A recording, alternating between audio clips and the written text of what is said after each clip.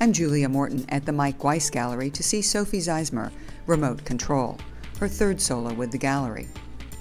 Zezmer's sculptural approach is best described as surgical. Her engineered objects and drawings incorporate man-made materials that mimic living cells and larger organic elements that have spontaneously combined into elegant solutions. The bits and pieces that make up her art are dissected from toys, construction materials, medical supplies, and everyday objects. Though her compositions bring to mind Duchamp, Calder, Craig, and others, her compositions are grounded in contemporary issues and suggest random chemical reactions, the sort of thing one pictures when describing the formation, support, and destruction of life. Though Zezmer is commenting on contemporary habits of consumption and disposal, the pieces themselves radiate what can only be described as joy.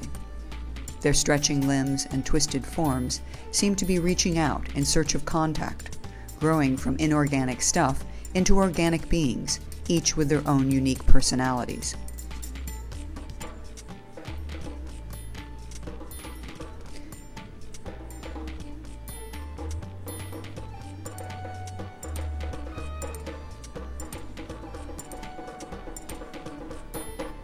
One can easily imagine these works moving, pumping, gurgling, and humming with activity. Zezmer's work can also be viewed as purely formal. By stripping away the material's intended meaning, we are left with inert components, abstractions that address open sculptural systems whose multiple angles produce transient experiences. That said, one cannot help but feel Zezmer has imagined life into the inanimate tools and supplies that surround and support our lives and deaths.